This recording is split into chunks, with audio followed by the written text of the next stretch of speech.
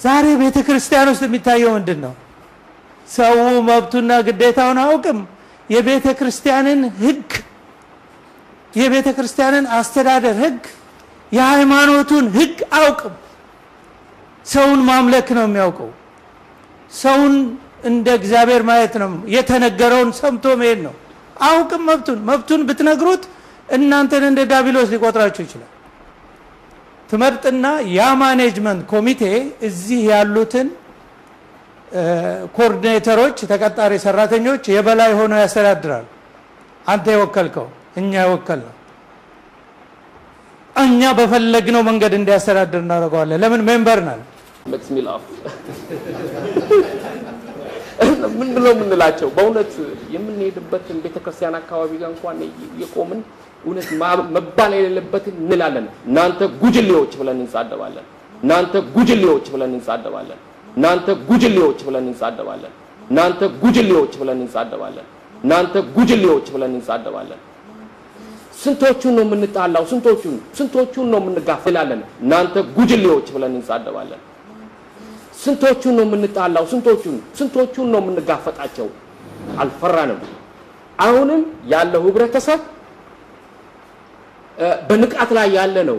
ነገር ግን ያለችውን ያችን የቀጠቀጠችውን ሁኔታ መላልፎ ቫይብ አርጎ የሚገባ ህዝብ ማአት አብዛኛው ህዝብ አለ ብዬ አስባለሁና ይሄ በዚህ ላይ ነው እኔ በእውነቱ ልናገር የፈለኩት። አመሰግናለሁ።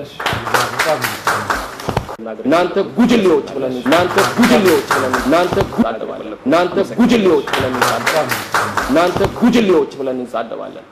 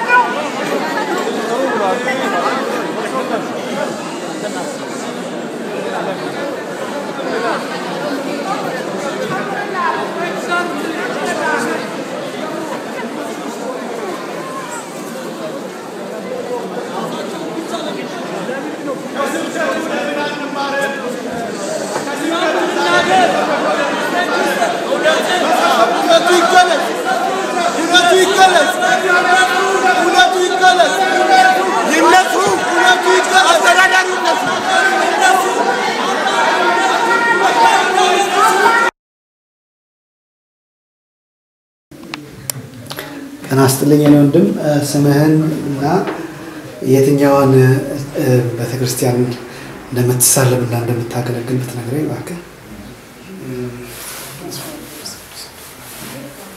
አመሰግናለሁ። ስሜ ሰብስቤ ያሰፋ ይባላል። የማገለግለው በለንደን ደብረ ሲሆን በርዕሰ አድባራት ለንደን ደብረ ሲሆን ቅድስት ማርያም ቤተክርስቲያን በሰንበት ትምህርት ቤት መዘምራንነት አገለግላለሁ። በጣም አመሰግናለሁ። አሁን እንደምታውቀው የፊታችን እሁድ ዝግጅት አለ።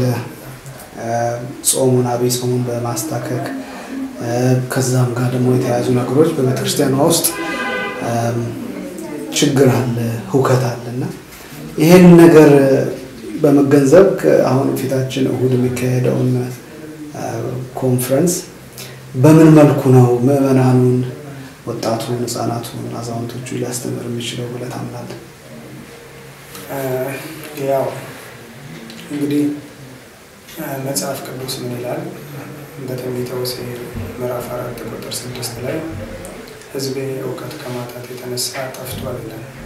ስለዚህ መጽሐፍ ቅዱስ የሚናገረው ደግሞ ስለ ዓለማዊ እውቀት ብቻ ሳይሆን ስለ መንፈሳዊ ነው። ምክንያቱም የእግዚአብሔርን እውቀት ከማጣት የተነሳ ጠፍቷል። ስለዚህ ቤተክርስቲያን ሰው ሲመጣ ስለ ቤተክርስቲያን ስርዓትና ደንብ ስለ ሕጓ ማወቅ አለበት። ስለዚህ ያንን ነገር እየተረዳ እየተማረ ቤተክርስቲያን በምን አይነት መንገድ ነው መተዳደር ያለባት፣ እግዚአብሔር ነው እንዲተዳደሩባት ሕግንም የሰጠው እግዚአብሔር ስለሆነ በትንቢተ ኢሳይያስ ምዕራፍ 33 ቁጥር 22 ላይ እግዚአብሔር አምላካችን ነው፣ እግዚአብሔር ንጉሳችን ነው፣ እግዚአብሔር ሕግን ሰጫችን ነው፣ እርሱም ያድነናል ይላል።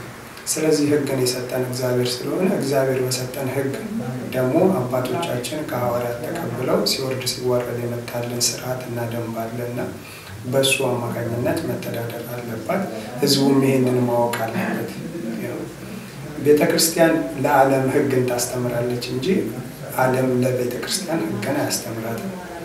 ስለዚህ ዓለም የተማረችው ከቤተክርስቲያን እንደመሆኑ መጠን ዓለማዊ እውቀት አያስፈልግም ማለት ሳይሆን ነገር ግን ዓለማዊውንና መንፈሳዊውን አጣጥሞ መሄድ ያስፈልጋል።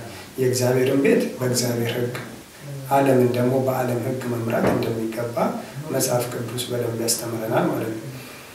ሌላው አሁን ባለው ነገር በጣም የሚያሳዝን ነገር ነው ያለው። ምክንያቱም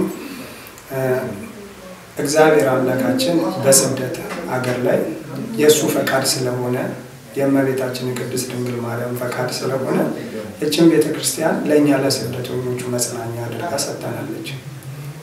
ትላንትና ሁላችንም ከሀገራችን ስንመጣ ከአንዳንድ ሻንጣ በስተቀር ይዘን የመጣነው ነገር የለም። ነገር ግን ተምረን ሰርተን ቤተሰብ አፍርተን ባለ ትልቅ ደረጃ ላይ ደርሰን የእግዚአብሔር ቤተ መቅደስ ግን እንደዚህ ሲረበሽ ወይም ደግሞ በእንደዚህ አይነት ሁኔታ ሲሆን ሁላችንም ተጠያቂዎች ነን ብዬ አምናለሁ። የእግዚአብሔር ቤት ማክበር አለብን። የእያንዳንዳችን ቤት እንደሚከበረው እንደማይደፈረው አንኳኩተን ወይ ስልክ ደውለን ካልመጣን እንደማይከፈትልን ሁሉ የእግዚአብሔርን ቤት ደግሞ በይበልጥ የምንቀደስበት የምንጽናናበት ስጋና ደሙን ንስሐ ገብተን የምንቀበልበት ቤት ስለሆነ የእግዚአብሔር ቤት መጽናኛ ስለሆነ መከበር አለበት። ሰው አንድ ነገር መናገር እፈልጋለሁ። ምንድነው? ሰዎች እርስ በርስ ቢጣሉ እግዚአብሔር ቤት መጥተው ይታረቃሉ። ግን እግዚአብሔር ቤት መጥቶ የተጣላ ግን እንዴት በማን ይታረቃል? ስለዚህ ይሄንን ነገር ሁላችንም ግምት ውስጥ አስገብተን ለእግዚአብሔር በሚሆነው የቄሳርን ለቄሳር የእግዚአብሔርን ለእግዚአብሔር ብሏልና ጌታ ኢየሱስ ክርስቶስ በዚህ የጾም ወቅት ያንን ተከትለን የቄሳርን ለቄሳር የእግዚአብሔርን ለእግዚአብሔር እያደረግን ቅዱስ ቅዱስ ቅዱስ ብለን ጧት ባመሰገንበት አንደበታችን በኋላ ላይ ደግሞ የምሕረት አውዱን እንደገና የውከት አውድ ባናደርገው ጥሩ ነው። ሁላችንም ወደ ልቦናችን የምንመለስበት ጾም እንዲሆን ሁላችንም ተግተን መጸለይ አለብን ብዬ አስባለሁ። በጣም አመሰግናለሁ። በዚህ ሁኔታ ላይ እንደተናገርከው እናቶች ልጆቻቸውን ይዘው ሲመጡ የሚረበሹ አሉ። ገና ቁርባኑን እንደወሰዱ እነዚህ አስተዳደሩን ይዘን ቤተክርስቲያኗን በጥሩ እንመራታለን ብለው ራሳቸውን የኮፈሱ ሰዎች የሁከትና የረብሻ ሲያረጉ ተመልክተናል። በዛው ደግሞ የነሱ የሰይጣናዊ ስራ ሌላውንም ገፋፍቶት እኩይ እንዲናገር እኩይ እንዲያስብ ገፋፍቶት እንቅፋት ሆነውታልና በዚህ በጾሙ በአብይ ጾሙ ጋር ተታኮ አንተን የመሰሉ የቤተክርስቲያን አገልጋዮችና እናቶች አባቶች አዛውንቶችና ምዕመናን በምን መልኩ አብይ ጾምን ቢቀበሉና ቢጸኑ ይሻላል ብለህ ትመክራለህና ይሄም በፊታችን እሁድ የተዘጋጀው ዝግጅት በምን መልኩ መንገድ ሊያሳይ ይችላል ብለህ ታምናለህ? በዛም አቃታከ መልእክት ካለ ለወንድምና ለወተቻችን ልሰጥ። በጣም ጥሩ ጥያቄ ነው። በመጀመሪያ ከህፃናቱ እናቶች ልጆቻቸውን ሊያቆርቡ ቤተክርስቲያን ይመጣሉ። ያንን በመፍራት ደግሞ ከእግዚአብሔር ቤት እንዳይርቁ እኛ ከእያንዳንዳችን ከቤታችን ስንመጣ ጥንቃቄ ልናደርግ ይገባል።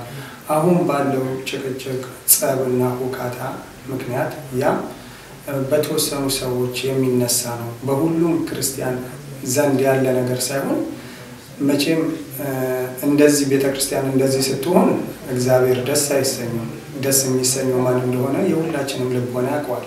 ስለዚህ እግዚአብሔር የማይደሰትበትን ነገር ከውጭም አስበነው ባንገባ ቤተክርስቲያን ውስጥ መልካም ነው። ምክንያቱም አንድ ለልጆች ማሰብ አለብን። ምን ይቀርጻሉ፣ ሌላው ደግሞ ለእምነታችንና ለቤተክርስቲያናችን ማሰብ አለብን። ምክንያቱም አሕዛብ ይሳለቁብናል፣ ዲያብሎስ ይስቅብናል፣ ያላግጥብናል፣ እግዚአብሔር ደግሞ ያዝንብናል፣ ድንግል ማርያም ታዝንብናለች። ስለዚህ የመጽናኛ ቦታ ስለሆነ አዎ የእግዚአብሔር ቃል ምን ይላል? እግዚአብሔር አምላክ የመንፈስ ወይም ደግሞ የሁከት አምላክ ሳይሆን የጸጥታ የእርጋታ አምላክ እንደሆነ ሐዋርያው ቅዱስ ጳውሎስ አስተምሮናል። ስለዚህ ቤተክርስቲያን መጥቶ ሰው ሳምንቱን ሙሉ ስንበድል ወይም ሳምንቱን ሙሉ እግዚአብሔርን ስናሳዝን ቆይተን በዛች በእሑድ ቀን ግን ከእግዚአብሔር ጋር የምንገናኝበት ቀን ስለሆነ ሕፃናት እንዳይረበሹ፣ እናቶች እንዳይረበሹ በጽናት ይሄ ነገር መጋደላችን ከደምና ከስጋ ጋር አይደለም ብሎ እንደተጻፈ ከአየር ላይ ካሉ ርኩሳን መናፍስት ነው። ያ ደግሞ እግዚአብሔር ለአገልግሎት ሰዎችን እንደሚመርጠው ሁሉ ዲያብሎስም ደግሞ ለእንደዚህ አይነት መጠቀሚያ ሰዎችን ስለሚጠቀም ያንን ነገር ማሸነፍ የሚቻለው በጸሎትና በልመና በጽናት ነው። ምክንያቱም መጽሐፍ ቅዱስ ምን ይላል? ማቴዎስ 24 ላይ እስከ መጨረሻው የጸና ይድናል ነው የሚለው። ስለዚህ መጽናት ያስፈልጋል። እነሱ የራሳቸው ጉዳይ በእነዚህ ምክንያት ነው የተጣሉት የሚባል ነገር አይሰራም። ምክንያቱም እምነታችን ካለን ቤተክርስቲያናችን ካለን የአባቶቻችንን ትውፊት ከተቀበልን እኛ ደግሞ ለሚመጡት ልጆቻችን ማስተላለፍ ስላለብን የሁላችንም ተሳትፎ ስለሚያስፈልግ እንደዚህ የሚቃወሙትን ሁሉንም ደግሞ ቢችሉ ተምረው ቢመለሱ ንስሐ ገብተው ሁላችንም ንስሐ ገብተን ሰላምና ፍቅር ቢወርድ መልካም። ባይችሉ ግን እንደዚህ የሚያደርጉትን ሰዎች ግን ቤተክርስቲያናችንን አትመጥጡ ብሎ ደግሞ እነዛንም ደግሞ እንደማስተማርም እንደማስጠንቀቅም ማድረግ ጥሩ ነው ብዬ አስባለሁ። የሁሉም ፕሮግራም በተመለከተ ብዙ ሰዎች ብዙ ነገር ይጨብጡበታል ብዬ አስባለሁ። እውነቱንና ሐቁን ያዩታል ብዬ አስባለሁ። ቤተክርስቲያን በእርግጠኝነት ለመናገር የምፈልገው የፖለቲካ ቦታ አይደለችም። ግን ፖለቲከኛ ግን መጣ ተብሎ ወይም ፖለቲከኛን አትከለክልም። ምክንያቱም የሁሉም ስለሆነች ቤተክርስቲያን እግዚአብሔር ሁሉንም ስለሚቀበል። ነገር ግን ቤተክርስቲያን ግን የፖለቲከኛ መሆን አትችልም። ስለዚህ እግዚአብሔር አምላክ ለሁሉም ልቦና ሰጥቶ ጾሙን በትዕግስት በጽናት በጸጥታ በእርጋታ ጌታችን መከራ ስለኛ የተቀበለበት ወቅት ስለሆነ ያንን መከራውን እየተቀበልን ጎንበስ ብሎ ዝቅ ብሎ የደቀ መዛሙርቱ ነገር ያጣበበትን ዕለት ስለምናስብ ይሄንን ነገር ዲያብሎስ አሁንም በጾሙ ወቅት እንዳይጫወትብን መሳሪያ ላለመሆን መጠንቀቅ አለብን ብዬ አስባለሁ። ወንድማለም ለሰጠን ቡራኬ ለሰጠን ቃለ ምልልስ በቤተ ክርስቲያን ስም አመሰግናለሁ። እግዚአብሔር ይስጥልኝ። አመሰግናለሁ።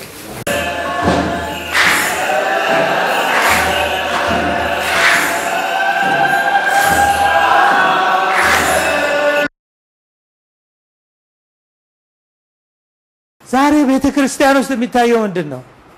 ሰው መብቱና ግዴታውን አውቅም። የቤተ ክርስቲያንን ሕግ የቤተ ክርስቲያንን አስተዳደር ሕግ የሃይማኖቱን ሕግ አውቅም። ሰውን ማምለክ ነው የሚያውቀው።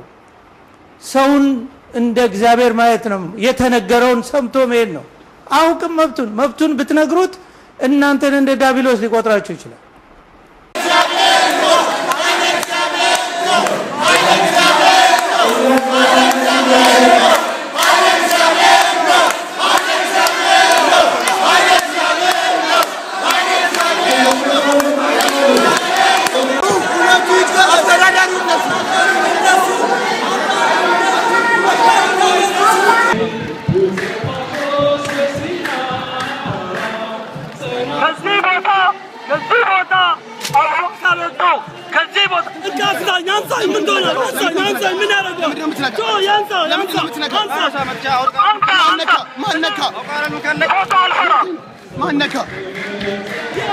ማነካ እኛ ተሳዳቢ መዘምራን አንፈልግም።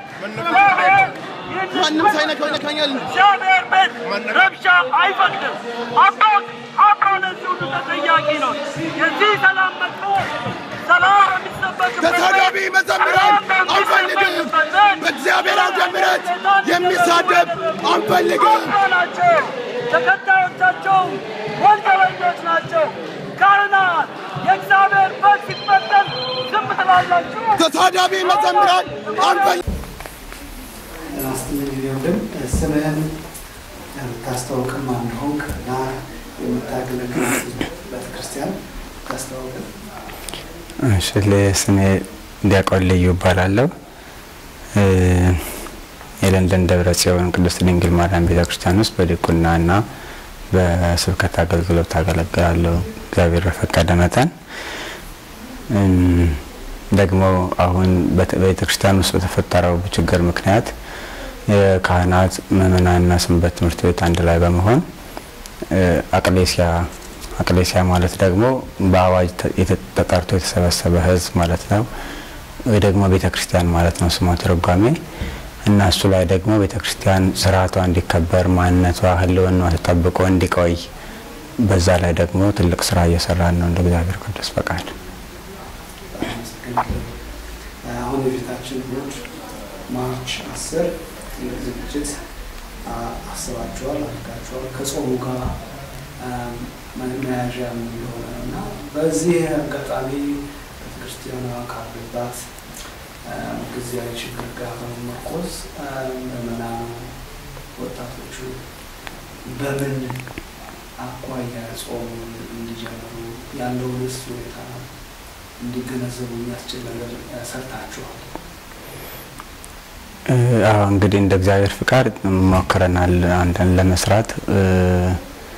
ዋናው ነገር ምንድነው አሁን ላይ በቤተክርስቲያን ላይ በቅድስት ቤተክርስቲያን ውስጥ የምናየው ነገር ከቤተክርስቲያን ስርዓት ውጪ እጅግ የራቀ ነው። በጣም የሚያሳዝንም ነው። ቅዱስ ዳዊት በመዝሙረ ዳዊት መዝሙር 26 በቅንፍ 26 ቁጥር 24 ላይ እንደዚህ ብሎ ይናገራል። እግዚአብሔርን አንዲት ነገር ለመንሁት እርሷንም እሻለሁ፣ በሕይወቴ ዘመን ሁሉ በእግዚአብሔር ቤት እኖር ዘንድ እግዚአብሔርንም ደስ የሚያሰኘንም አይ ዘንድ መቅደሱንም እመለከት ዘንድ ይላል።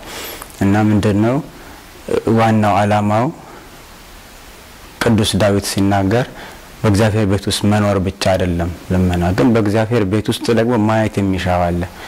በእግዚአብሔር ቤት ውስጥ መኖር ይፈልጋል ደግሞ እግዚአብሔርን ደስ የሚያሰኘው ነው ማየት የሚፈልገው ቅዱስ ዳዊት።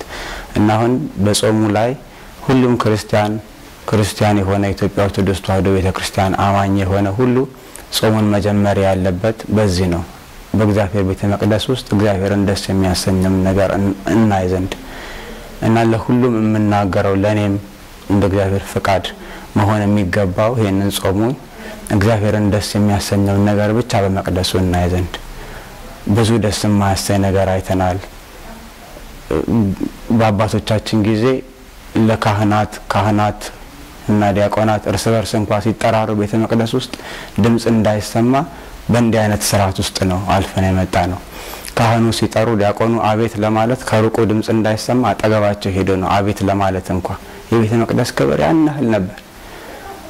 አሁን ደግሞ በዚህ ጊዜ በቤተ ክርስቲያኑ ቤተ መቅደስ ውስጥ ታላቅ የማይገባ ነገር ሲታይ በጣም የሚያሳዝን ነገር ሲታይ ቤተ መቅደስ እንደዚህ ሲሆን በእውነት በዚህ ዘመን መድረስን ራሱ ምን ነው ደረስኩ የሚያስብል ጊዜ ነውና በእውነት ልብን የሚሰብረው እኔ ልብ ተሰብሯል። ምን ያህል እግዚአብሔር እንደተቀየመን ምን ያህል እግዚአብሔር እንዳዘነብን ነው ማስበው። እና አንድ ዘመን ሳይመጣ አሞጽ እንደሚል ነብዩ አሞጽ እንደዚህ ብሎ ይናገራል። አንድ ዘመን ይመጣል እግዚአብሔርን ቃል ሁሉም የሚጠማበት ዘመን። ያ ዘመን እንዳይመጣ ነው የምፈራው። እግዚአብሔር አሁን በስደት ምድር ላይ ምንም በሌለበት ምድር ላይ እግዚአብሔር በቃሉ በተለያየ ነገር እግዚአብሔር ሲጎበኘን እግዚአብሔርን እንደዚህ ባማረር ነው መጣን ያንን ቃል የሚያመጣ ይመስለኛል። ላውጣውና ባነበው ደስ ይለኛል። ምን ይላል? ትንቢተ አሞጽ ምዕራፍ 8 ቁጥር 11 ላይ እነሆ በምድር ላይ ራብን የምሰድበት ዘመን ይመጣል ይላል ጌታ እግዚአብሔር። እርሱም የእግዚአብሔርን ቃል ከመስማት እንጂ እንጀራን ከመራብና ውሃን ከመጠማት አይደለም ይላል።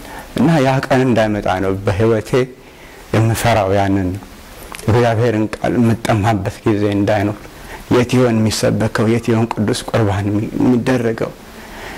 የት ይሆን ጸበል ጠጥቼ የምፈወሰው? መቼ ነው እምነቱን ማገኘው? መቼ ነው በአባቶች የምባረከው ብለን የምንከራተትበት ዘመን እንዳይመጣ ነው የምፈራው። እና ሁሉም ምዕመናን መጸለይ ያለበት አሁን ይሄንን ጾም ለእግዚአብሔር ራሱን ማሳለፍም ያለበት ስለዚህ ነው። እባክህ እግዚአብሔር ወይ ታረቀን፣ ዘመናችንን አድስ። ይህ እግዚአብሔርን ቃል የምንጠማበት ጊዜ እንዳይመጣ ብለን ማሰብ ያስፈልጋል። በእውነት በጣም አሳዛኝ ነው። በካህን ቦታ ሆናችሁ ብታዩት አንድ ካህን ቅዳሴ ቀድሶ የክርስቶስን ስጋና ደም ለሕዝቡ አቀርቦ ወደፊት መጥቶ የክርስቶስን ስጋና ደም ማይቀበል ሰው ሳይቀበል ወደ ኋላ ሲመለስ ቅዱስ ቁርባኑን ይዞ ወደ ቤተ መቅደስ ሲመለስ ምን ያህል ሰቀቀን እንደሚሰማ በዛ ቦታ ሆናችሁ ብታዩት ያሳቀቃል። በእውነት ፍርድ ነው። ስለዚህ የምንሰብከውም የምንናገረውም ነገር ምንም ይዞን አይደለም፣ ስለማንም መደገፍም አይደለም። ግን ያስቀመጠው እግዚአብሔር ስርዓቱን እንድናስከብር የቤተ ክርስቲያን ስርዓት ተከብሮ ምንም ቤተ ክርስቲያን ስርዓት ያስፈልጋትም። ስርዓቷ ከበፊት ጀምሮ የወረሰች ያ ስርዓት በቂ ነው። እኛ አለመተግበራችን ብቻ ነው። ያንን ስርዓት ለማስጠበቅ ደግሞ እግዚአብሔር ያስቀመጠው በእኛ ውስጥ ያ ክህነት አለ። የምንናገረው ስለዛ ክህነት ነው፣ ስለማንም መደገፍ አይደለም። እከሌን በመደገፍ ነው እንደምታደርጉት ብዙ ወሬ እናፈሳል በከተማ ውስጥ። ያ ግን አይደለም እና የኢትዮጵያ ሕዝብ ሁሉ ይሄንን እውነት መረዳት አለበት። የተቀመጠበትን ውስጥ የተቀመጠውን እውነት እንዴት ብዬ መደበቅ እችላለሁ? እኔ ስለማንም መደገፍ አይደለም። እግዚአብሔር ግን ይናገራል። እናንተ እግዚአብሔርን ቤተ መቅደስ ጠብቋት ዘንድ እናንተን ጳጳሳት አድርጎ ሾማል ተብሎ ስለተናገረ ሁሉም ኃላፊነት አለበት። ስለዛ ኃላፊነት ነው የምንናገረው። ስለዚህ ይሄንን ጾም እግዚአብሔር ቢረዳን ሁላችንም እግዚአብሔር ቢረዳን በምድር ላይ ራብን የሚያመጣበት ያ ዘመን እንዳይደርስ በእኛ ዘመን ቃሉን የምንጠማበት ያ ዘመን እንዳይመጣንም ፈራውና እግዚአብሔር በቸርነቱ ቢታረቀን። የሁላችንም በደል ነው፣ የሁላችንም ኃጢአት ነው፣ የሁላችንም ሕጉን መተላለፋችን ነው። ስለዚህ እግዚአብሔርን በእንባ በቅንነት ሆነን ከውስጣችን ሁሉ ነገር አውጥተን እግዚአብሔር ሆይ ቤትህን አሳዝነናል፣ ቤትህን በድለናል፣ ነገር ግን አንተ ታማኝ ነህ፣ አንተ ትታረቀናለህ፣ እባክህ በምህረትህ ጎብኘን ብለን ያን እንደዚህ መያዝ አለብን ብዬ ነው የማስበው። እንደ እግዚአብሔር ፍቃድ ለሁሉም ማስተላለፈው መልእክት እንደ ካህን ይሄንን ነው። በመጨረሻ ያልከው ነገር መንፈስ ቅዱስ አድርጎብን ምክንያቱም በጣም በሁላችንም ዘንድ ያለ መረበሽ ነው፣ ሰላምን ማጣት ነው። እንዲሁ ያውቃሉ ከኛ የተሻለ እድሜ ጠግበዋል፣ የተሻለ ተመክሮ አላቸው የሚባሉ ሰዎች ናቸው። አሁን ህፃናት ቁርባኑን ከመውሰዳቸው በፊትም በኋላም አመጽ አስነስተው የቤተክርስቲያናችንን ሰላም ያነሷት እግዚአብሔርን ንቀት ያሳዩ። እነሱን ለመከላከል ደግሞ ወንድሞቻችን ካህናቱ፣ ዲያቆናቱ በቤተክርስቲያናቸው በዝማሬ ጌታቸውን እያመሰገኑ በቆሙበት ሰዓት ሌላ ነገር ለመናገር እነዚህን ሰዎች ብሎም ለመዝለፍ ብሎም ለመከላከል ያደረጉትን ነገር ስታይ ክርስቲያኖች ባላችሁበት በምትፈተኑበት ሰዓት መቆማችሁን በጽናት መቆማችሁን ያሳያልና ከዚህ ጋር ተታቆ አንተ ወጣቶችን፣ ለአዛውንትን፣ ለእናቶችም ለወንድሞችም የምትመክረው ነገር ከዚህ ጸሎት ጋር በምን አይነት ጽናት እንዲሄዱ የምትመክረው የምታሳልፈው ነገር የማስተላልፈው መልእክት አለ። ምንድነው እሱ?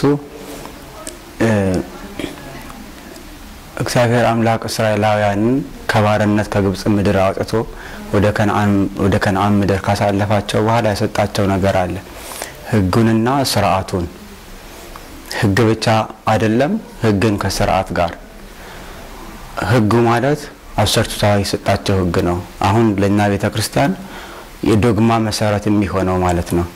ግን ዶግማን ብቻ መጠበቅ አይደለም። ሐዋርያው ቅዱስ ጳውሎስም ተናግሯል፣ ሁሉ በአግባብና በስርዓት ይሁን ይላል እና ቤተክርስቲያን ስርዓት አላት፣ የራሷ ስርዓት አላት። ስለዚህ ስርዓቷን መተግበር የሁላችን ግዴታ ነው። ሕጉን ተግብረን ስርዓቱን ካልተገበረን እውነተኛ ክርስቲያኖች ልንባል አንችልም። ወይ ደግሞ ስርዓት ብቻ አክብረን ህግን ማክበር ማንችል ሰዎች ከሆነን ደግሞ እሱም እንደዛ ነው። ስለዚህ እቺ ቤተክርስቲያን ደግሞ ብሉይ ኪዳንን ከአዲስ ኪዳን አጣጥማ ስትይዝ ህግና ስርዓትን አንድ ላይ አጣጥማ ያዘች ቤተክርስቲያን ነች። ታላቅ ቤተክርስቲያን ነች። ለዓለም ሁሉ መሰረት የምትሆን ቤተክርስቲያን ነች። አራያ የምትሆን ቤተክርስቲያን ነች። የብሉይ ኪዳንን በግልጽ የብሉይ ኪዳንን ስርዓት በግልጽ የምናይበት ነገር ግን የአዲስ ኪዳንን ስርዓት ኢየሱስ ክርስቶስን የምትሰብክ ቤተክርስቲያን ነች እቺ። ስለዚህ እቺ ቤተክርስቲያን እንዳትጠፋ አይደለም አማኞቿ የሆኑት ኦርቶዶክስ ተዋሕዶ ቤተክርስቲያን አማኞች አይደለም ቀርቶ ሌሎችም እንደ ቅርስነት ሊከላከሉት የሚገባ ነው። በተለይ ደግሞ የእምነቷ ተከታዮች ሆነን አዛውንትም ሆነን ወጣትም ሆነን ህፃናትም ሁሉ እግዚአብሔርን በጸሎት እየጠየቀን ክፉን ሁሉ ተቃወሙት ብሎ እንደሚናገር ሐዋርያ ቅዱስ ጳውሎስ ክፉ የሆነ ሐሳብን ሁሉ በመቃወም በጽናት ሰማዕትነትን የሚያስከፍል እንኳን ቢሆን እስከዛ ድረስ በጽናት መታገል አለብን ባይነኝ ሁላችንም። ለዚህ ነው ደግሞ ሐዋርያ ቅዱስ ኤፍሬም በሐሙስ ውዳሴ ማርያም ላይ ያለው ለዛ ነው። ወካኡ ደሞ በእንተ እግዚአብሔር ወታገሱ ሞተ መሪረ ሰማዕታት የዚችን ዓለም ጣዕም ናቁ ለሞት አሳልፈው እስከሚሰጡ ድረስ ብዙ ነገር አደረጉ፣ ብዙ ተጋድሎ አደረጉ። ስለዚህ እቺ ቤተክርስቲያን የተመሰረተችው በደም ነው። ክርስቶስ በደም ነው የመሰረታት። ሰማዕታት ያለፉት በደም ነው። ብዙ ካህናት፣ ብዙ ምእመናን፣ ብዙ ፍቅሩ የክርስቶስ ፍቅር የገባቸው የዚህ ቤተክርስቲያን ፍቅር የገባቸው ሁሉ ጊዜ ይሞቱላታል። በዘመናችንም ብዙ ወጣቶች ስለ ቤተክርስቲያን ሲሉ የሚታገሉ ስለ ቤተክርስቲያን ሲሉ ደማቸውን የሚሰጡ ስለ ቤተክርስቲያን ሲሉ ደማቸውን የሚሰጡ አሁንም አሉ። አሁንም እግዚአብሔር ሰዋለው። ስለዚህ ሁሉ ጊዜ ጠንከረን ክፉን ሁሉ ተቃውመን ክፉ የሆነ መንፈስ ሁሉ ተቃውመን እግዚአብሔር የሚጠይቀናል። በክርስቶስ በደሙ የዋጃትን እቺ ቤተክርስቲያን ጠብቀን ባንይዝ ቀደም እንዳልኩት ያ ዘመን ይመጣል። ስለዚህ ያ ዘመን ከመምጣቱ በፊት ሁላችንም በጽናት እግዚአብሔርን በመጠየቅ ሁላችንም በጽናት በእግዚአብሔር ፊት በመንበርከክ ሁላችንም በጽናት በጾምና በጸሎት እግዚአብሔርን መጠየቅ ያስፈልጋል ማለት ነው። እና ማስተላለፈው ጽኑ መጽናት ግድ ነው ያስፈልጋል። ሁሉ መረበሽ አያስፈልግም። ሐዋርያ ቅዱስ ጴጥሮስ ተናግሯል። ባላጋራችሁ ዲያብሎስ ሊውጣው እንደሚፈልግ አንበሳ በመካከላችሁ ይዞራል ነው የሚለው። ስለዚህ ይህ ሊሆን ግድ ነው። የመጨረሻው ዘመን እንደሚያስጨንቅ ይታወቃል። ግን በእግዚአብሔር ሁሉ ይቻላል ብሎ መጠንከር ያስፈልጋል።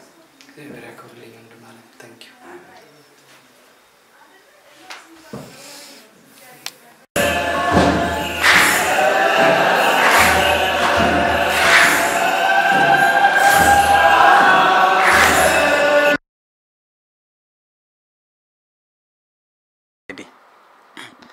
በስመ አብ ወወልድ ወመንፈስ ቅዱስ አሐዱ አምላክ አሜን። ይህንን ገለጻ ማቀርብላችሁ በዚህ በርዕሰ አድባራት ለንደን ደብረ ጽዮን ቅድስት ድንግል ማርያም ቤተክርስቲያን በዲቁናና ስብከት የማገለግል ዲያቆን ልዩ እባላለሁ። ፕሬዘንቴሽኑን ስንጀምር የለንደን ደብረ ጽዮን ቅድስት ማርያም ቤተክርስቲያን ችግር መንስኤው ምንድነው? አሁን ያለችበት ሁኔታ ምንድነው? ካለን በኋላ መፍትሄው ምን መሆን እንዳለበት እናስቀምጥ እንነጋገራለን ማለት ነው። መጀመሪያ መንስኤው ምንድነው ስንል መንስኤው የውስጥ መተዳደሪያ ደንብ ዝግጅትን ተከትሎ የተሰሩ ህገወጥ ተግባራት ናቸው። ለዚህ ሁሉ ቀውስ ዋና ምክንያት የውስጥ መተዳደሪያ ደንብ ረቂቅ ዝግጅትን ተከትሎ ስለሆነ የውስጥ መተዳደሪያ ደንቡን እንዲያረቁ ሰበካ ጉባኤው ስልጣን የሰጣቸው ሰዎች አባላቱ እነዚህ ናቸው። አንደኛ ሊቀ ጠበብት አለማየሁ ደስታ፣ መርጌታ አዲስ አዱኛ፣ ቄሰ ገበዝ መስፍን ሰመረ፣ ሊቀ ዲያቆን ዳዊት ገብረ ዮሐንስ፣ አቶ ተሾመ ሰይፉ፣ አቶ ስዩም ደምሴ፣ አቶ አባው መስፍን፣ ሻለቃ ማሞ ለማና አቶ ሰይፈ ተመስገን ናቸው። በምን አይነት ደብዳቤ ነው ይሄንን ኃላፊነት የሰጣቸው የሚለውን ስናይ በዚህ ደብዳቤ ነው። ጉዳዩ የውስጥ መተዳደሪያ ደንብን በተመለከተ የርዕሰ አድባራት ለንደን ደብረ ጽዮን ቅድስት ድንግል ማርያም ቤተክርስቲያን የኢትዮጵያ ኦርቶዶክስ ተዋሕዶ ቤተክርስቲያን ለመንፈሳዊ አስተዳደሯ መቃናትና ለምታበረክተው አገልግሎት መጠናከር እንዲረዳ ታስቦ ቃለ ዓዋዲውንና የምግባረ ሰናይ ህግ መሰረት አድርጎ በወጣው ሰኔ 25 1998 ዓመተ ምህረት ወይ ደግሞ 2 ጁላይ 2005 በጸደቀው የደብሩ መተዳደሪያ ደንብ እንዲሁም ቀደም ሲል ሰኔ 1984 ዓመተ ምህረት ማለትም ጁን 1992 በተዘጋጀ ምግባረ ሰናይ ደንብ ወይም ትረስት ዲድስ እየተሰራበት እንደሚገኝ ይታወቃል። ይሁን እንጂ በአሰራር ሂደት ላይ ለአፈጻጸም አስቸጋሪ የሆኑና ሊሻሻሉ የሚገባቸውን የውስጥ መተዳደሪያ ደንቡን አንዳንድ አንቀጾች እንዲሁም ቀደም ሲል የተዘጋጀውን የምግባረ ሰናይ ደንብ ወይ ትረስት ዲድስ በተመለከተ ታህሳስ 12 2001 ዓ.ም በተደረገው የጥምር ጉባኤ ስብሰባ ላይ በአጀንዳ ቀርቧል። ጉባኤውን በመተዳደሪያ ደንቡ አንቀጽ 51 በቅንፍ 1 መሰረት እንዲሻሻሉ ወስኖ መሻሻል የሚገባቸውን አንቀጾች አጥንቶ የሚያቀርበው ኮሚቴ ሰይሟል። እርሶም የዚሁ ኮሚቴ አባል ሆነው በተመረጡ በመሆኑ ይህን ከፍተኛ መንፈሳዊ ኃላፊነት በትጋትና ታማኝነት እንዲወጡ በቅድስት ቤተክርስቲያን ስም አደራ እንላለን። በዚሁ መሰረት ከሌሎች የኮሚቴ አባላት ጋር በመሆን ከሰበካ አስተዳደሩም ሆነ ከልዩ ልዩ ኮሚቴዎች የሚቀርቡትን የማሻሻያ ሀሳቦች ማሰባሰብ ከቃለ ዓዋዲውና ከብሪታንያ ምግባረ ሰናይ ደንብ አንጻር ሊሻሻል የሚገባውን ክፍል አጥንታችሁ የጥናታችሁን ክፍል ረቂቅ እንድታቀርቡ በአክብሮት እናሳስባለን። እግዚአብሔር አገልግሎታችንን ይባርክ በሚል ደብዳቤ እነዚህን አባላት ሰበካ መንፈሳዊ አስተዳደር ጉባኤው አዟቸዋል። እዚህ ጋር ማስተዋል ያለብን ነገር እዚህ ጋር ለአፈጻጸም አስቸጋሪ የሆኑና ሊሻሻሉ የሚገባቸውን የውስጥ መተዳደሪያ ደንቡን አንቀጾች በሚል የተወሰኑ የውስጥ መተዳደሪያ ደንብ ውስጥ ያሉ ችግሮችን እንዲያሻሽሉ የሰጣቸው ኃላፊነት አለ።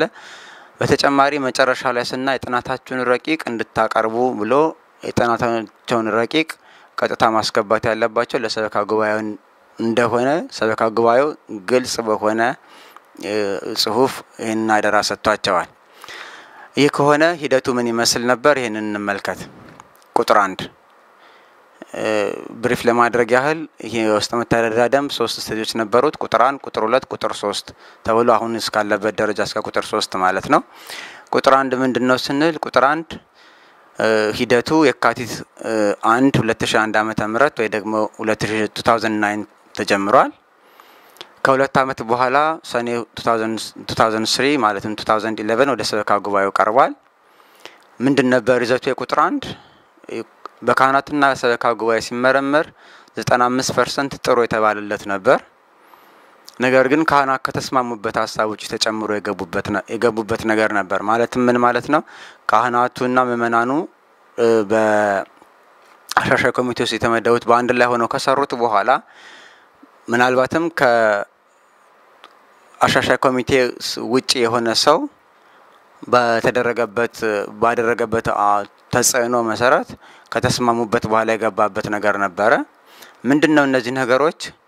አንደኛ የሰበካ ጉባኤ 10 የሆኑ 6 ምእመናን 4 ካህናት የሚል ከቃለ ዓዋዲው ውጪ የሆነ ነገር ኮንሰፕት ይዞ ነበረ። ቃለ ዓዋዲው ምን ይላል? ቃለ ዓዋዲው አንቀጽ 10 ቁጥር 1 9 አባላት ሲሆኑ 5 ካህናት 4 ምእመናን።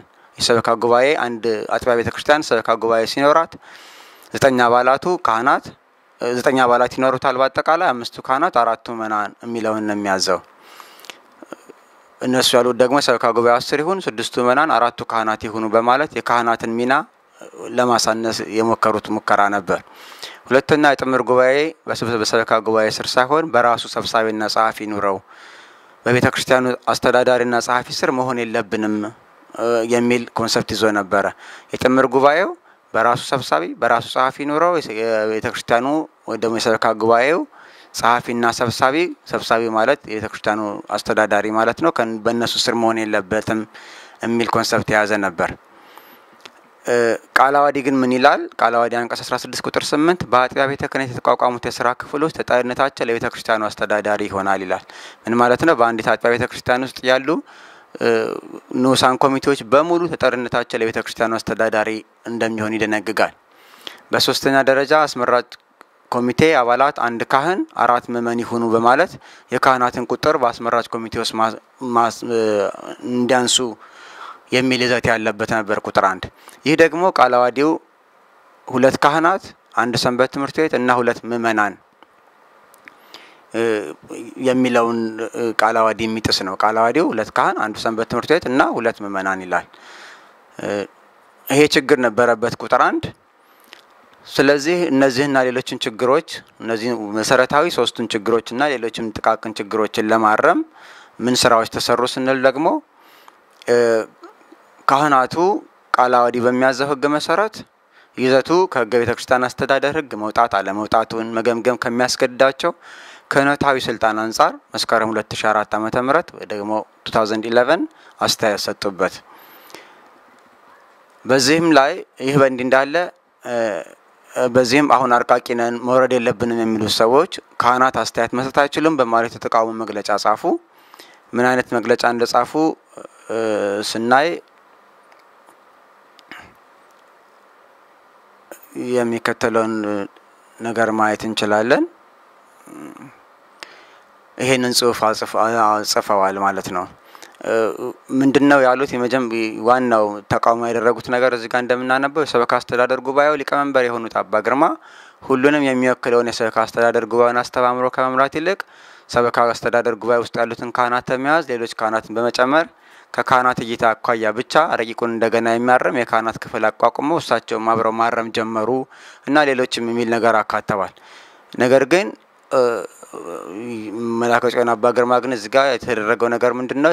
የቃለ ዓዋዲው የሚወክለው ነው። ምክንያቱም በአንድ አጥቢያ ቤተክርስቲያን ውስጥ የሚሰራ ማንኛውም ነገር በካህናት ጉባኤ መታየት ስላለበት እርማትን መስጠት ያለባቸው የቤተክርስቲያኑ ሊቃውንት ጉባኤ ወይ ደግሞ የካህናት ጉባኤ መሆን ስላለባቸው ለዚህ የተደረገውን ነገር ይሄንን ነገሮች እሳቸውንም ሆነ ሌሎች ካህናትን በሚያንቋሽሽ መልኩ መግለጫ ሰጥተውበታል ማለት ነው። አሁን ያለው አርቃቂ ኮሚቴ ማለት ነው። ይህ በእንዲህ እንዳለ በመቀጠል ካህናቱን ሳይዙ ሌላ ቁጥር 2 በራሳቸው ኃይልና ስልጣን አዘጋጁ። አሻሻይ ኮሚቴ ውስጥ ያሉት ካህናት በሙሉ ወጡ። ምእመናኑ ብቻ ቀርተው ቁጥር 2ን አዘጋጁ ማለት ነው። አሁን ቁጥር 2 ይዘቱ ደግሞ ምንድን ነበር ስንል ደግሞ ቁጥር 2 ረቂቅ ቁጥር 1 ላይ የሌለ ሌሎች አዲስ ይዘቶችን ይዞ የመጣ ነበር። ለምሳሌ ምንድነው? ሰበካ ጉባኤ 7 አባላት ይኖሩት ከ9 ወደ 7 አድርገው እነዚህ ሰበካ ጉባኤዎች ደግሞ ባላደራዎች ወይ ደግሞ ትረስቲ አይሆኑም የሚል ጽንሰ ሐሳብ ይዟል። ሁለተኛው ሌሎች 4 አንድ ካህን 3 ምእመን ማኔጅመንት ትረስቲ በሚል የኃይል ክፍፍል ወይም ደግሞ ፓወር ስፕሊት የሚል ፍልስፍና ይዞ ተገኝቷል። ሰበካ ጉባኤው በየጊዜው ለነዚህ በዚህ ጽንሰ ሐሳብ ላይ ምን ይላል? ሰበካ ጉባኤው በየጊዜው የሚሰራውን ስራ ለነዚህ ማኔጅመንት ትረስቲ ወይ ደግሞ 4ቱ ማኔጅመንት ትረስቲ ለነሱ ሪፖርት ያቀርባል ብሎ ሰበካ ጉባኤው ለነዚህ ማኔጅመንት ትረስቲ የበታች እንደሆነ አድርገው የሚል ጽንሰ ሐሳብ ነው። ሌላው ምን ይላል? የቤተ ክርስቲያኑ አለቃ ገንዘብ ያዥና ምክትሉ በ4ቱ ውስጥ በእነዚህ ማኔጅመንት ትረስቲ ውስጥ የአባልነት ሚና ይኖራቸዋል። አባልነት ብቻ ሚና ይኖራቸዋል እንጂ የዋና ክፍል ሆነው መስራት አይችሉም የሚል ጽንሰ ሐሳብ ይዟል። በጣም የሚያስገርመውና የሚያስደነግጠው ነገር ደግሞ ምን ይላል? ይህ ቁጥር 2 መተዳደሪያ ደንብ ሰበካ ጉባኤው በየ4 ዓመቱ ይለዋወጣሉ ይላል። እነዚህ 4ቱ ግን አይለወጡም፣ አይወርዱም። መቼ እንደሚወጡ መቼ እንደሚለወጡ እንደሚወርዱ ምንም የሚያትት ነገር የለም። እንደውም በግልጽ የተቀመጠው ምንድነው? 4ቱም ወይም ደግሞ ማኔጅመንት ትረስቲው እንደ ሰበካ ጉባኤው የሚለዋወጡ አይደሉም፣ የሚወርዱም አይደሉም። እንደውም በገለጻም ጊዜ እንደሰማነው የራሳቸው የሆነ መስፈርት አላቸው። እነዚህ 4ቱ በዚህ ሀገር ላይ የራሳቸው የሆነ ንብረት ያላቸው እንደዚህ ያላቸው ተሰሚነት ያላቸው ሚል ብዙ አይነት ፍልስፍና ያዘ ነበር። ይሄ በዚህ ረቂቅ ላይ ተደረገ። ይህ በእንዲህ እንዳለ ውስጥ መስማማት በካህናት ጉባኤውና በአሻሻይ ኮሚቴዎች ውስጥ ትልቅ አይነት ዲስፒዩት ሲፈጠር አርቃቂ ኮሚቴው በውጪ ህገወጥ ስብሰባና ቅስቀሳ ቀጠሉ ማለት ነው። ከዛ በኋላ ረቂቅ 3ን በራሳቸው ስልጣን ይዘው በቃሉ። የረቂቅ 3 ቁጥር 2ን ደግሞ ጽንሰ ሐሳብ ስናይ ረቂቅ ቁጥር 2 ላይ ተንጸባረቀው መንታ አስተዳደር መፍትሄ እንዲሆን ተብሎ ሌላ መንትያ ሐሳብ ይዞ የመጣ ነው። እሱ ምንድነው? ኢንኮርፖሬሽን ቱ ካምፓኒ በዛ ውስጥ ደግሞ ኤክሴኪዩቲቭ ኤንድ ነን ኤክሴኪዩቲቭ በማለት ያስቀመጡት ነው። ይህ ሙሉ በሙሉ ሕገ ቤተ ክርስቲያንንም ሆነ ቃለ ዓዋዲን የሚጥስ ነበር። በዚህ በረቂቅ 3 ቁጥር ሐሳብ ውስጥ ጽንሰ ሐሳብ ውስጥ ገዢ በአንድ ረድፍ ተገዢ በሌላ ረድፍ የሚያስቀምጥ አስተዳደር ስርዓተ ቤተ ክርስቲያንን በእጅጉ የሚጥስ መጽሐፍ ቅዱሳዊ ሕግንም ሁሉ የሚጥስ እንደሆነ ተደርሶበታል። ምክንያቱም በሁለተኛ ቆሮንቶስ ምዕራፍ 1 ቁጥር 14 ላይ ሐዋርያው ቅዱስ ጳውሎስ እንደዚህ ይላል፣ ለእናንተ ለደስታችሁ ከእናንተ ጋር የምንሰራ ነን እንጂ በእምነታችሁ በእናንተ ላይ የምንገዛ አይደለንም በእምነታችሁ ቆማችኋልና ይላል። ያ ማለት ነው የቤተክርስቲያን የሚመሩት የቤተክርስቲያን አስተዳዳሪዎች ሁሉ ለምእመናኑ ደስታ ለአባላቱ ደስታ ከነሱ ጋር የሚሰሩ ነው እንጂ ለብቻ ለኔክሴክቲቭ ብለው የዕለት ተዕለት ስራ የማይሰሩ ለብቻ ተብለው ተቀምጠው እንደ ምእመናኑንም ሆነ እንደ ገዢ ለብቻ የሚቀመጡ እንዳልሆነ መጽሐፍ ቅዱስ ራሱ ይናገራል። ስለዚህ ቁጥር 3 ደግሞ ይሄንን ነገር ይጥሳል ማለት ነው። ይሄ ጽንሰ ሐሳብ ወይ ደግሞ ረቂቅ ቁጥር 3 ሕገ ቤተክርስቲያንን ይጥሳል ብዙ ሰው አይጥስም ይላል። እስቲ እንዴት እንደሚጥስ የመጀመሪያው ሕገ ቤተክርስቲያንን ይጥሳል ስንል ለምንድነው? የቤተክርስቲያን ምንነት ስለሚያጎድፍ ነው። ምክንያቱን ኢንኮርፖሬሽን የሚለው ቃል ኮርፖሬሽን ከሚል የተገኘ ቃል ነው። ኮርፖሬሽን የሚለው ቃል ምንጩ ኮርፐስ የሚለው ላቲን ቃል ነው። ኮርፐስ ማለት ደግሞ ቦዲ አካል ማለት ነው። ስለዚህ the word incorporation is equivalent to combination, amalgamation, integration, assimilation and etc. ክርስቶስ በቤተክርስቲያን ሕግ ደግሞ ክርስቶስ የቤተክርስቲያን ራስ ነው። ቤተክርስቲያንም የክርስቶስ አካል ናት። እርሱም ያካሉ ማለት የቤተክርስቲያን ራስ ነው። ቆላስይስ ምዕራፍ 1:18 ኤፌሶን 5:23 ይናገራል። ስለዚህ the church is once incorporated with Christ. It is the corpus Christi, the body of Christ. It derives its existence and authority from its head Jesus Christ, the Son of God. የቤተክርስቲያን ራስ ክርስቶስ ነው። የኩባንያ ራስ ካምፓኒ ሃውስ ነው። ቤተክርስቲያን የክርስቶስ አካል ናት ስንል የሰውን አካል የሚቆጣጠረውና እኔነት የሚሰጠው ራስ ስለሆነ እንዲሁም ቤተክርስቲያን የሚቆጣጠራትና እኔነት የሚሰጣት ክርስቶስ ራሱ ነው። ነገር ግን ኢንኮርፖሬሽን ስናደርጋት ወይ ደግሞ ኢንኮርፖሬት ስናደርጋት ቤተክርስቲያንን የካምፓኒ ሃውስ ያደርጋታል። ካምፓኒ ሃውስም በራሷ እንዲሆን በር ይከፍታል ማለት ነው። ስለዚህ የቤተክርስቲያን ምንነት በእጅጉ የሚያጎድፍ ሐሳብ ነው ማለት ነው። በመቀጠል ህገወጥ ነው ስንል ለምንድነው? የቤተክርስቲያንን መጽሐፍ ቅዱሳዊ የአስተዳደር ስርዓት ስለሚሽር ነው።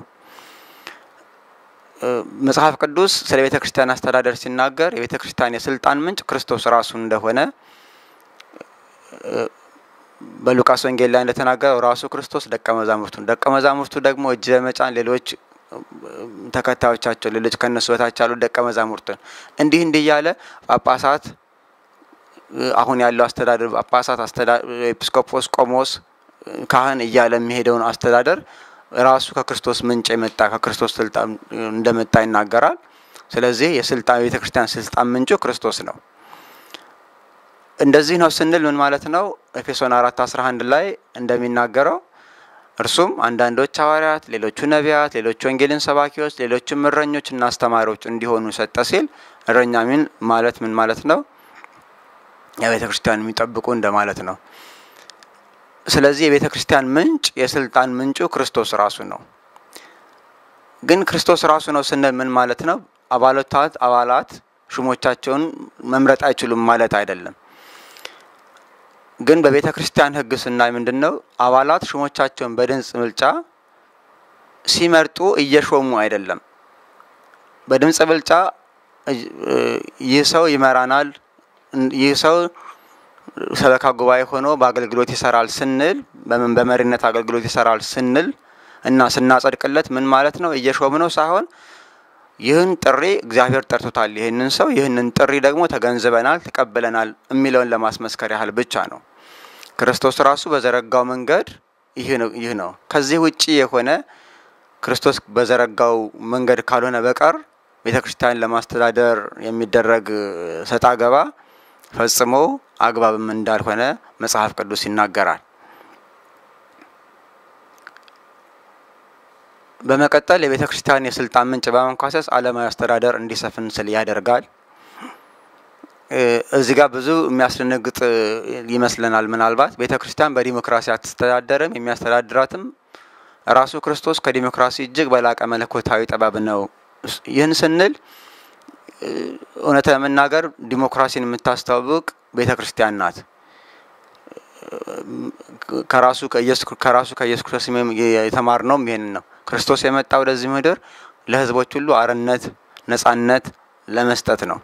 ነገር ግን በቤተክርስቲያን አስተዳደር ውስጥ በቤተክርስቲያን ቤተክርስቲያን በመምራት ሂደት ውስጥ ሁሉ እኩል አይደለም።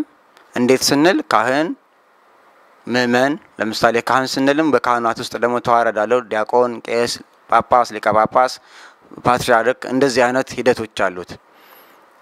መጽሐፍ ቅዱስ እንደሚናገር አንደኛ ቆሮንቶስ 15:41 ላይ የፀሐይ ክብር አንድ ነው፣ የጨረቃም ክብር ሌላ ነው፣ የከዋክብትም ክብር ሌላ ነው። ስለዚህ የቤተ ክርስቲያን አስተዳደር ከዚህ የወጣ አይደለም። ይህንን የአስተዳደር ስርዓት መከተል አለበት። ሁሉ በስርዓት ነው። ስለዚህ ሙሉ ወጥ የሆነ ዲሞክራሲ ዓለም እንደምንጠቀመው አይነት ዲሞክራሲ አይነት አስተዳደር የላትም ማለት ነው። ቤተክርስቲያን የምትመራው ከዲሞክራሲ እጅግ በላቀ መለኮታዊ ጥበብ ነው። ወደ ፊት ለፊት ባለው ስላይዶች ላይ ደግሞ በደንብ እንመለከተዋለን። ስለዚህ ይህ ቁጥር 3 የቤተክርስቲያን የስልጣን ምንጭ በማንኳሰስ ዓለማዊ አስተዳደር ቤተክርስቲያን ውስጥ እንዲሰፍን ስለሚያደርግ ህገወጥ ነው እንለዋለን ማለት ነው።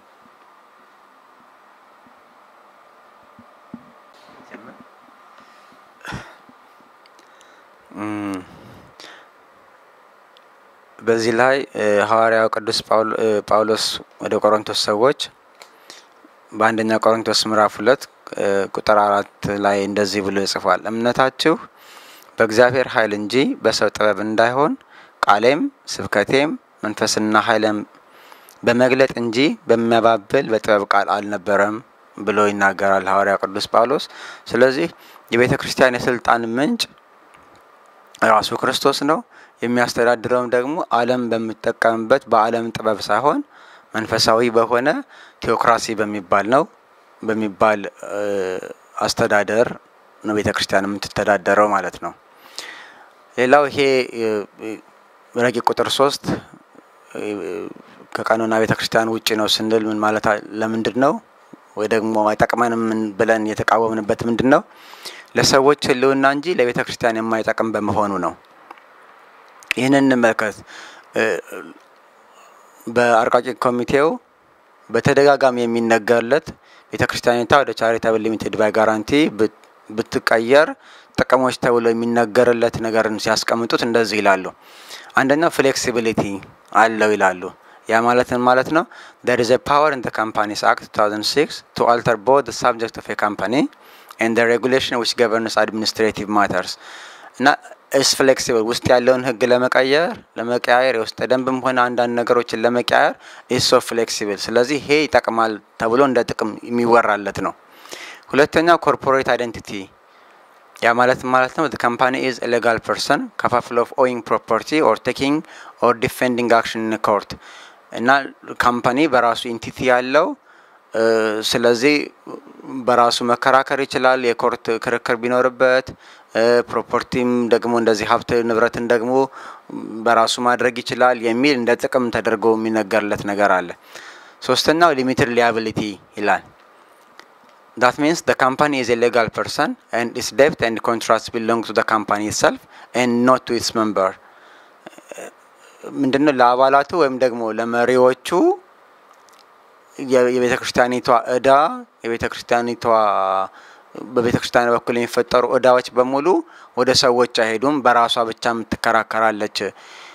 ምናልባት በመሪነት ያሉ ቦታዎች አንዳንድ ነገር ቢፈጠርባቸው ሊያበልም በሚሆንበት በ1 ፓውንድ ያህል ነፃ መሆን ይችላሉ። ስለዚህ ይሄ ጥቅም አለው ተብሎ ይነገራል። አራተኛው involvement of members ካምፓኒ ብትሆን involvement of members easy ይሆናል ብለው የሚያስቀምጡት ነገር አለ። ምንድነው? the company is a democratic structure where members have ultimate control over those managing the company። ካምፓኒውን ማኔጅ በሚያደርጉት ላይ ሜምበሮቹ አልቲሜት ኮንትሮል አላቸው ብለው ይናገራሉ። ደግሞ እነዚህ ጥቅሞች ተብለው ካምፓኒ ጥቅም ቻሪታብል ሊሚትድ ካምፓኒ ጥቅም ተብለው የሚነገሩት በመንፈሳዊ አይነት ሲታዩ ደግሞ ጥቅሙ ቀደም በራሱ እንዳየነው ለሰዎች ህልውና እንጂ ለቤተክርስቲያን የማይጠቅም መሆኑን በደንብ ይናገራል። ምክንያቱም የቤተክርስቲያን አስተዳደር ንጹህ አስተዳደር ሳይሆን መንፈሳዊ አስተዳደር ነው። ቃለ ዓዋዲው ምን ይላል? የቤተክርስቲያን አስተዳደርና አገልግሎት በቅዱሳት መጻሕፍት መሰረት በህግና በስነ ስርዓት ነው ይላል።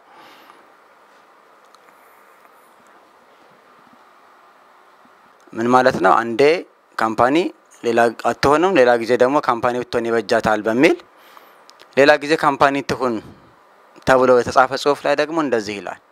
ካምፓኒ ምን ማለት እንደሆነ ደግሞ ቦርድ የሚለው ቃል እንደዚህ አትፍሩት በሚል ደግሞ እዚህ ጋር የቦርድን ተረጓሜ በመኖርበት ሀገር እዚህ ጋር ቦርድ የሚባለው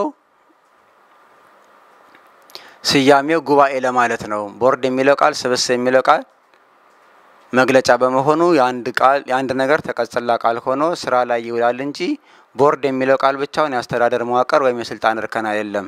በዚህ መሰረት የቦርድ ቀጥተኛ ትርጉሙ ኮሚቴ ወይም ጉባኤ ማለት ነው በማለት እዛ ጋር ቦርድ አይደለም ቦርድ አትሆንም ቤተክርስቲያን የሚለውን ነገር አሁን እዚህ ጋር ቦርድ ትሁን በቦርድ ተዳደረ ወይ ደግሞ ካምፓኒ ትሁን በሚል ክስ ሲመጣ ይሄንን ለማጣጣም ቦርድ የሚለው ቃል ጉባኤ ነው በማለት በትርጉም ለማደናገር የተሞከረ ሙከራ ነው ማለት ነው።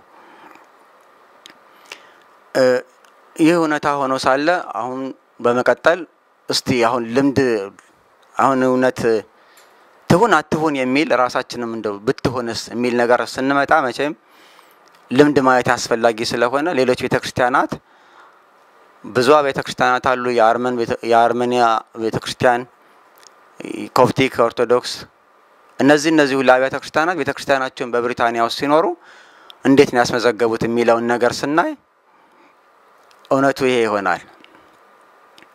አርመን ኦርቶዶክስ ቸርች እነዚህ ሁሉ ቻሪቲ ነምበራቸውን ገብቶ ማረጋገጥ ይቻላል በዚህ www.charitycommission.gov.uk እነዚህ ሁሉ በቻሪቲ የሚተዳደሩ ካምፓኒ ያልሆኑ ናቸው።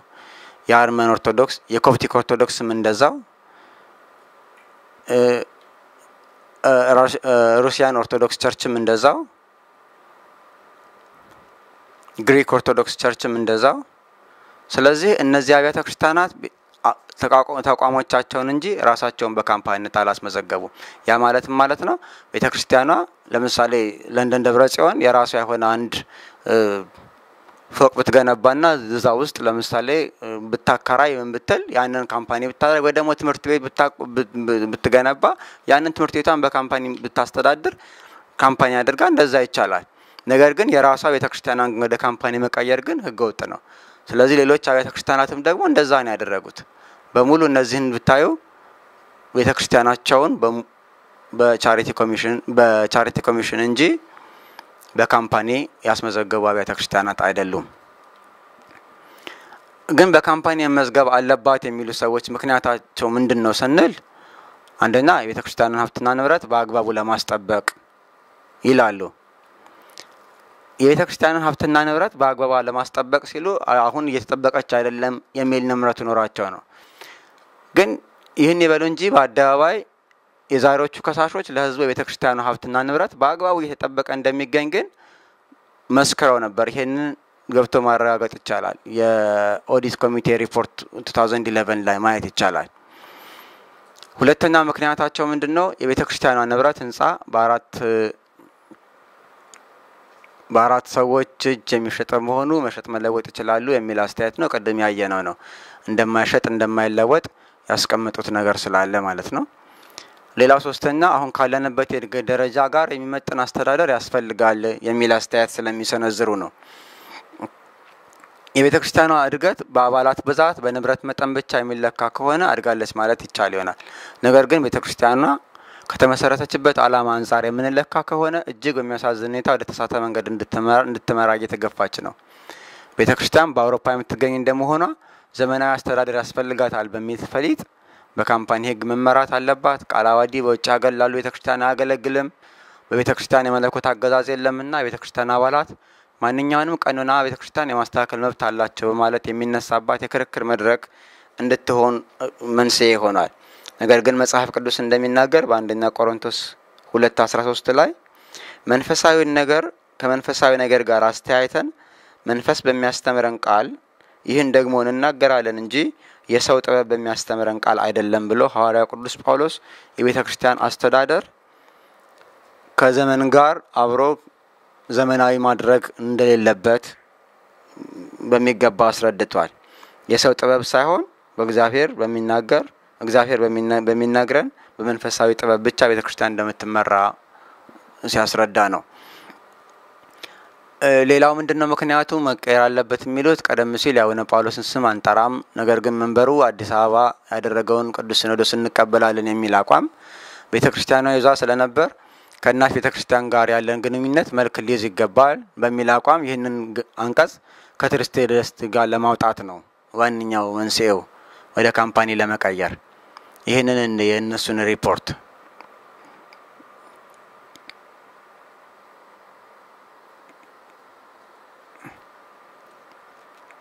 ያስፈልገበት ምክንያት ብለው ቀደም አይተናል። በርግጥ ትረስት ዲዱ ቤተክርስቲያናችን መንበሩ ኢትዮጵያ ከሆነው ቅዱስ ሲኖዶስ ቀጥተኛ ቅርንጫፍ ነች ስለሚል ይህን ለማስተካከል ይላል። ለምን ማስተካከል እንደተፈለገ ምን ዓላማ እንዳለው ግን የሚገልጽ ነገር የለም።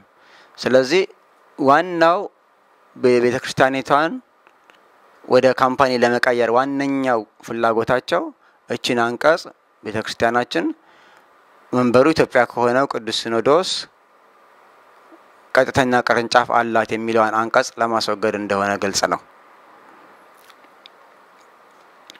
ይሄንን ካለን ችግሮቹን ይሄን ሁሉ ካወራን መፍትሄው ምንድነው ማለት ያስፈልጋልና መፍትሄዎቹን እንመልከት። መፍትሄው አንደኛ ያለንበት ሀገር መንግስት አስተዳደራችሁ ኋላ ቀር ነው እኛ እንደምንለው ወይ ደግሞ እነሱ እንዳሉት አስተዳደራችሁ ኋላ ቀር ነው በማለት እንድንቀይ የተገደድንበት ጊዜ ባለመኖሩ የሰበካ ጉባኤ አባላት ብዛትና አይነቱ እንዳሉት ካህን እንደዚህ ይሄን ያህል ብዛት ሳይባል የሰበካ ጉባኤ አባላት ብዛቱማ አይነቱም ከካህናት ይሄን ያህል ከሰንበት ትምህርት ቤት ይሄን ያህል ከመመናን ይሄን ያህል የሚለውን ይዞት የቃለ ዓዋዲውን ይዘት ሳይለቅ አዲስ ሰበካ ጉባኤ በቤተክርስቲያኒቷ እንዲቋቋም ማድረግ አንደኛው መፍትሄ ነው።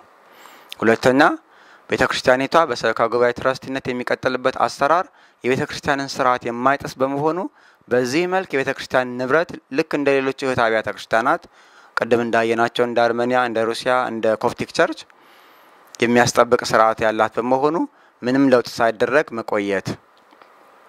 እንዲህ ስንል ትረስቲ አሁን ቤተክርስቲያኒቷ የተመዘገበችበት ትረስቲ ጥቅሙ ምንድነው ማለት ስለሚያስፈልግ ትንሽ ስለሱኔ ትረስቲ ኢንፍሌክሲብል ነው። ቀደም ካምፓኒ ፍሌክሲብል ነው ብለናል እንደፈለገ መቀየር።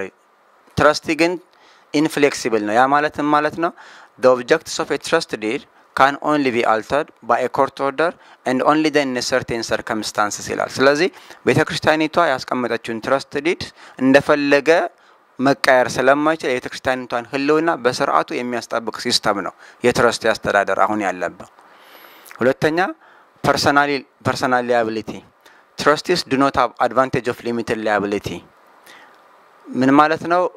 limited liability የላቸውም ማለት አንድ ቤተክርስቲያኒቷ የሆነ ነገር ብትበደር በዕዳ ብትያዝ እና ትረስቲው ዲዞልቭ ቢያደርግ ቤተክርስቲያኒቷ ስራዋን ብታቆምና ብትፈርስ የቀረ ዕዳ ካለ ዕዳውን የሚከፍሉት ትረስቲዎቹ ናቸው እንደማለት ነው።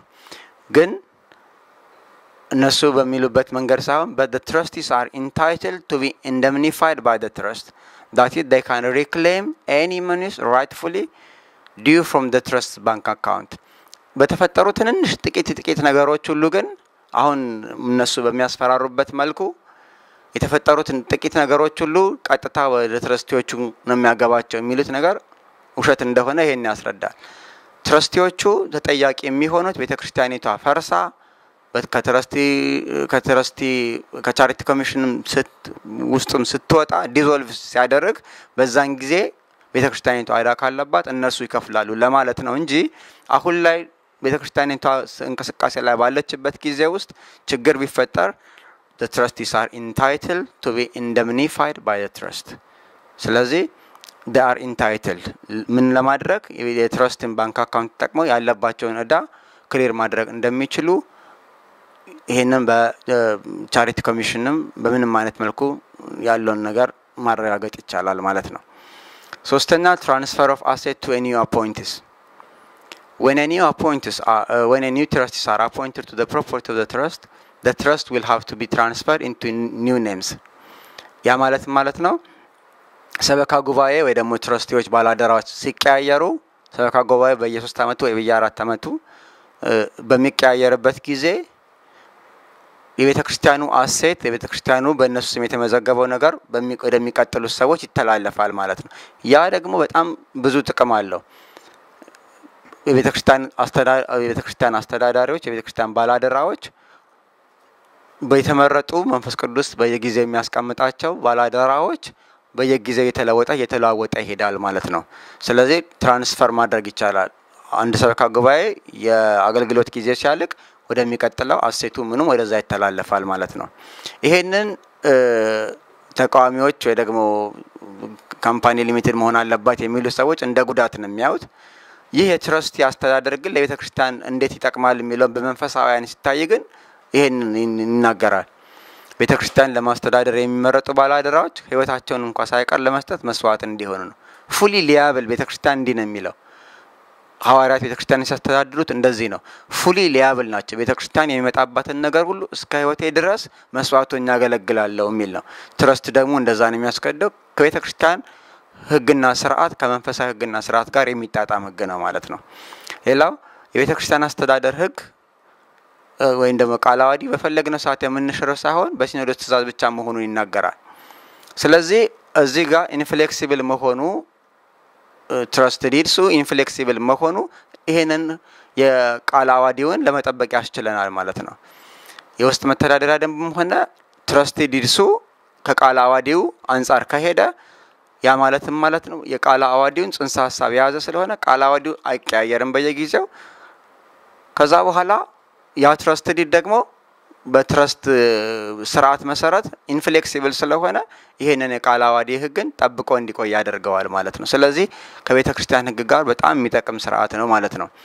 ሌላው በቤተክርስቲያን ሹመት የአንድ ሰበካ ጉባኤ ስራ ዘመን ሲያልቅ ሌሎች በመተካቸው ተመርጠው እንዲሰሩ ይደረጋል። ይሄ ቃለ ዓዋዲው ያዛል። እዚህ ጋር በሶስተኛ ነጥብ ላይ ትራንስፈር ኦፍ አሴት ቱ ኤኒ አፖይንትስ የሚለው ደግሞ ይህንን የቃለ ዓዋዲን ጽንሰ ሐሳብ በሙሉ የሚያጸድቅ ነው ማለት ነው። ስለዚህ መፍትሄ ሐሳብ ሁለተኛው ያለው ምንድነው? በትረስቲነት እንዲቀጥል ቤተክርስቲያኑ ያልነው ነው። ሶስተኛው መፍትሄ አሁን ለዚህ ሁሉ ችግር መፍትሄ ብለን የምንናገረው ምንድነው? የቃለ ዓዋዲም ሆነ የትረስቲ ላይ ታምነበት የተቀመጡ ነገሮች ካለምንም ቅድመ ሁኔታ በስራ ላይ እንዲውሉ ማድረግና ለሌሎችም ችግሮች መከፈት ቀዳዳ አለመክፈት ነው።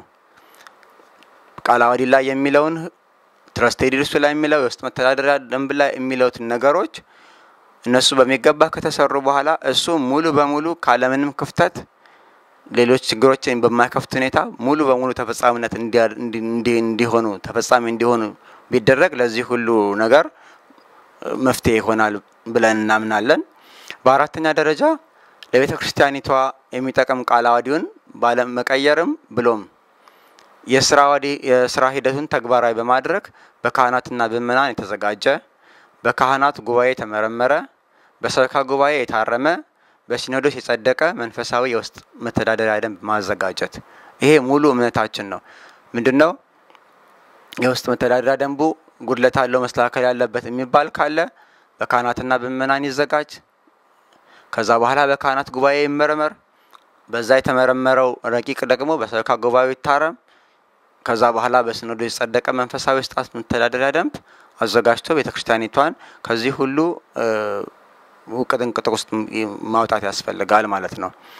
አምስተኛው መፍትሄ አሁን ያለንበት ችግር ዳግም እንዳይደገም በቤተክርስቲያን ውስጥ የሚሰሩ ማንኛውም የግልም ሆነ የኮሚቴ ስራዎች ፕሮፌሽናሊ አካውንታብል በሙያ ተጠያቂ በሆኑ ሰዎች ስፒሪቹዋሊ ሪስፖንሲብል ወይ ደግሞ በክህነት ኃላፊነት ያለባቸው ተጠያቂ በሆኑ ሰዎች እንዲሰራ መሰራታቸውን ተቆጣጥሮ በቤተክርስቲያን የሊቃውንት ማጽደቅ ያስፈልጋል ማለት ነው። አሁን እዚህ ቁጥር 3 ላይ ያየነው ፕሮፌሽናሊ አካውንታብል የሆኑ ሰዎች የሉ። ያ ማለት ነው ቤተክርስቲያኒቷ ቻሪታብል ሊሚትድ ካምፓኒ በጋራንቲ መሆን አለባት ስንል ፕሮፌሽናል የሆነ ሰው ወይ ደግሞ ህግ የሚያውቅ ሙያዊ በሙያው አካውንታብል የሆነ ሰው ቢኖር አይ ካን ጋራንቲው ትጠቀማላችሁ እንደዚህ ይላል ማለት ነው። አለበለዚያ ግን አሁን ላይ የታየው ነገር ዛሬ ላይ በሙያ ተጠያቂ ስለማይሆን ዛሬ ላይ ይጠቅማል ነገ ላይ አይጠቅምም። ዛሬ ላይ እንዲህ ነው ነገ ደግሞ እንዲህ ነው የሚል ነገር ያመጣል ማለት ነው። ስለዚህ በቤተክርስቲያን ውስጥ የሚሰሩ ነገሮች ፕሮፌሽናሊ አካውንታብል ስፒሪቹዋሊ ሪስፖንሲብል በሆኑ ሰዎች መሰራት አለባቸው ብለን እናምናለን። ወስብሐት ለእግዚአብሔር። ይቆየን። ለቤተክርስቲያናችን አንድነትን፣ ሰላምን እግዚአብሔር አምላክ ይስጥልን። አሜን። ወስብሐት